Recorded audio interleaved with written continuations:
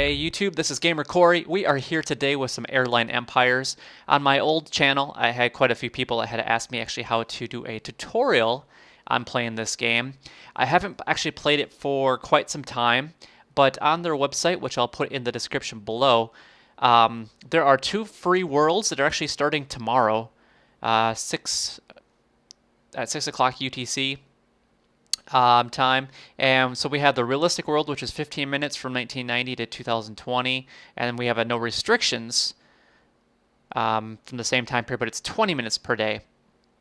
I've never played in a no political restrictions world before, but there are a few airports that you can't fly to in the regular version, which is this one, the realistic world, which is the one I'm probably going to play. That would basically prevent that. I know, like, pretty much anywhere flying to Cuba, you can't do that in the realistic world because of political restrictions. And there are actually even a couple in the United States that you can't fly to, like Dallas Love and LaGuardia. And I'm not sure about the rest of the world, but I know those two. It's really hard to actually get those built up just because of the fact that they don't allow you to fly them to for some reason. I'm not sure what the political restriction flying from the United States to the United States is, but sometimes we just have to go with it. So anyway, so this game starts tomorrow, so I'm going to start building up my airline today. I'm going to do something a little different than I've ever done. And typically, I've always done a game in either the US or in Europe. This time, I'm going to try something a little different, and I'm going to actually focus on China and more of the Asian countries. So I'm going to try China Southern. I've never flown with them in real life. Would I? Maybe. But we'll see if that is actually available. And sure enough, it is. So as you can see here, we actually have a few different aircraft to choose from that we want to start with. We got the Boeing. We got the McDonnell Douglas. I don't know too much about the McDonnell Douglas as far as I know that they were really built till late 90s, and we're starting in the early 90s now. And at least with the 737s, you know, they got the 400 series coming out up to the 900 series between the 90s until today. And the game goes until 2020, so that would give us a few extra years to do what we need to. So I think I'm going to play it safe for the time being, and I'm going to select the 737-300 series or the 733. Our home airport, I'm actually going to choose. I'm having a hard time debating if I want to do Hong Kong, which already has two airlines already. Or Shanghai. There's one airline there, and there's two there.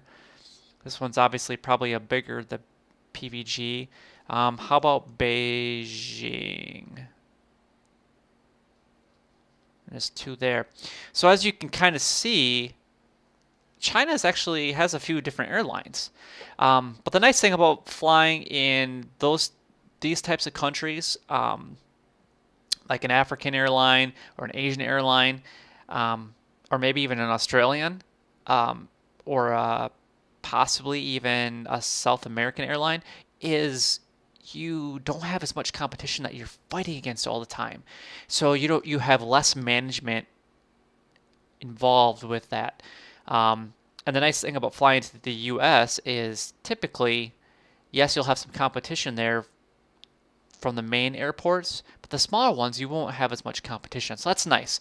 So I think for this sake, and I can always expand later, so it's not really that big of a deal, but I think I'm going to go with the one that only has the one airline. I just don't know which one I really want to choose because I'm not too familiar, like I said, with the Asian ones. So I'm just going to do something that I know. I'm just going to do Hong Kong and be done with it. I don't want to do Kai-Tak, which doesn't even look like it exists in here. So, all right. So there's only 110 gates. Ooh. I don't know.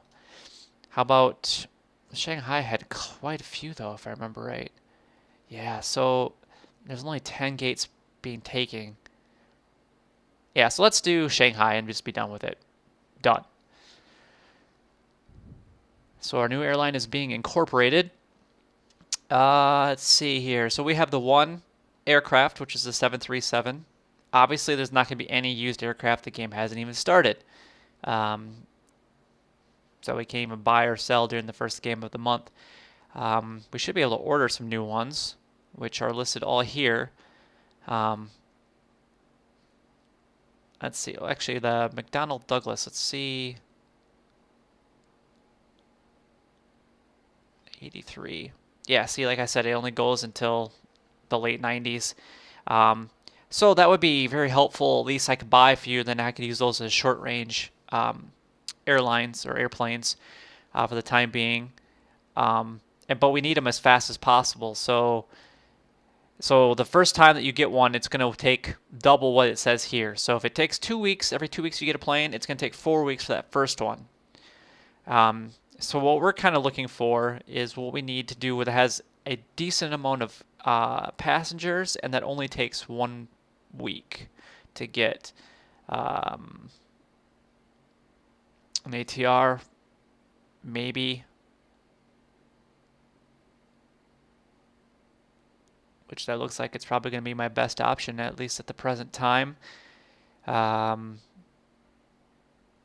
Bombardier. What's the cost difference between the ATR? So it's 188,000 versus 100. Yeah, and I get more passengers with the ATR. It's just not as fast because it's not a jet; it's a turboprop. But that's definitely a good possibility for us. And that the ATR might have to just be some nice short range destinations, I guess, or smaller destinations, which could definitely work in my favor. So yeah, I can only go 660 miles. So that's pretty much anywhere in China. So that's not too bad. I could probably get to Japan as well from a lot of them. If I'm in southern China, that's hence my name of China Southern. We could maybe fly into like Indonesia or the Philippines or things like that as a possibility with that as well. Obviously, I can't afford the bigger airlines or airplanes right now. It's just they cost way too much money. So for the time being, let's work on our configuration layout. So I'm going to focus on obviously the 737s. So I'm going to do 3 first class. For every flight, I'll do 7 business class. And then the rest I'm going to do in economy class. Of course, there's no in-flight entertainment system because I haven't configured one. Nice. So let's go do that first.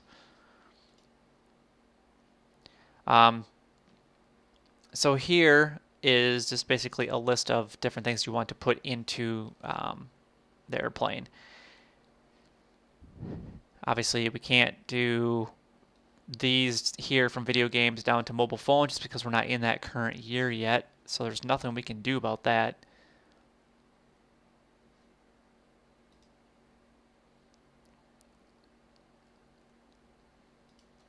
Select number of TVs per 100 seats.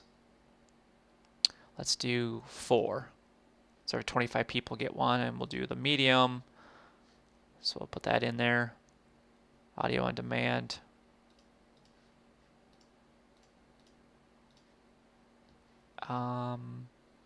Cost to use the system. Let's do $5. Advertisements.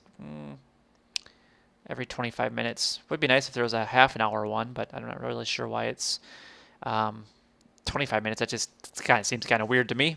But we'll just give it a name. We'll just say entertainment, I guess. Do cost and rating. It's a 2-star rating. We'll take it for the time being anyway.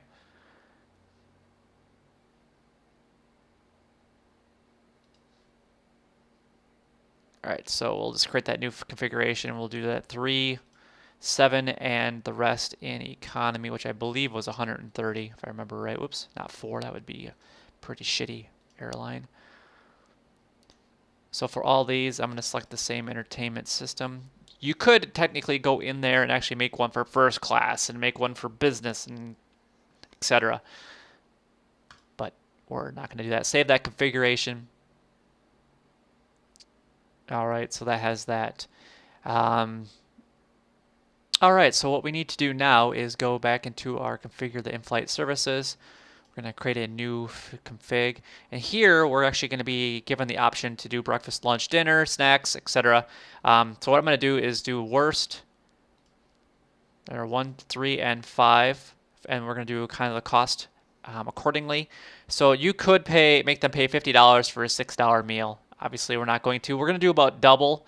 So we're going to do 15. We're going to do 35, if I can find it. And we'll do 50 for this one because that's the most that you can charge. So it's not quite double on that last one. If you really wanted to do double, obviously do 13-ish and do 32. So that's about the best that you can do. So I'm just going to kind of go along with the rest of them here and pretty much do the exact same thing that I just did above. Oops. Let's do, 17 will work. Or 18 will work, I should say. 24, so we got to do about 48. Oh, went too far. Let's do 47. And this one, why not? Make them pay for the good food. You want the good food, you pay for it, damn it. Cheap bastards, pay for it. All right, so we just kind of continue doing this down the line for each one until it's all over. Snacks, I'll do the same thing. Make them pay $2 for that. Oops. Make them pay $4 for that. And for this best snack option, they have to pay $13. Good enough. Hey, we could make them pay $1 for something that's free. And they get nothing out of it. Well, we're not going to be that mean, so we'll just continue to step 2. All right, so here you can choose different features: pillows, blankets, newspapers, comfort kits, etc. down the line. So we can choose anything and everything, or just choose one or all, depending on what we really want to do with that. So we're gonna be a fairly nice airline. We're gonna do pillows and blankets and newspapers online or on the airline. They don't get them for free because they cost us money, but for them to use them, we're going to charge them this. So basically what it says is pillows are just as they say. The customer will pay for a pillow, will receive one, and take it home with them. They're free. They must leave it behind. So we can either have it free and then we get charged for that, like a one-time free so that they can use it, or they can basically buy one. We're really not wanting to make a whole lot of money on this because we want them to really buy some of the stuff. So we'll charge them cheap. Really, it's only a 2-star rating, which at this point, it's really not about the rating. It's more about the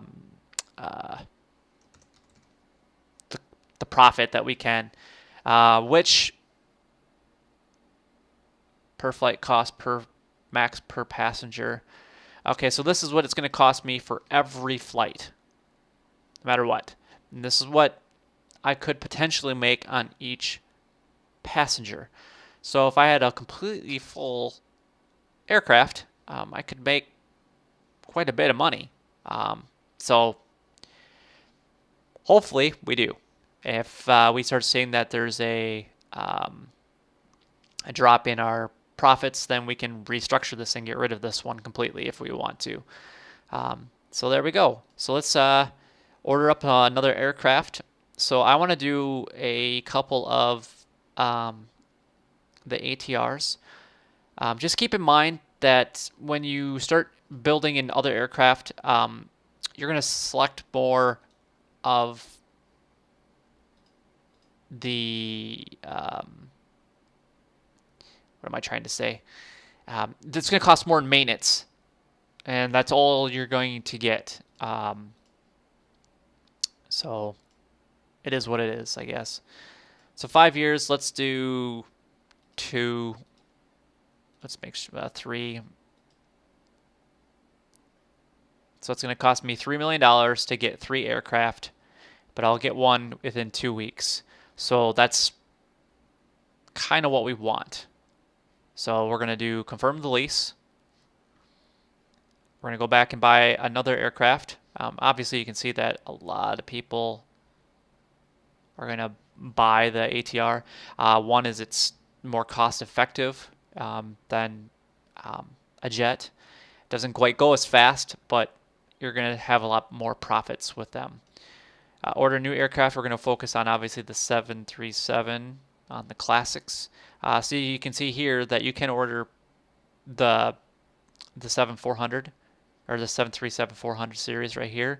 That's my lease price, and that's what the configuration is. Which actually I think I might do because it's going to be in the same general area as far as maintenance goes. So we're just going to go ahead and choose that. And of course I didn't do any kind of configuration for it, so let's go back here. I did it for the 737-300, 733. So let's just focus on that for the time being, I guess.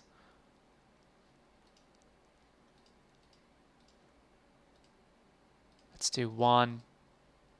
We're going to lease it for 5 years. It's going to cost me $2 million to do it, so let's confirm that lease. And we still got $1.3 million for now. All right, so I'm going to go ahead and end this video right here, right now. That's just kind of structuring up the airline. I'm going to come back and I'm actually going to set up the routes for it and go from there.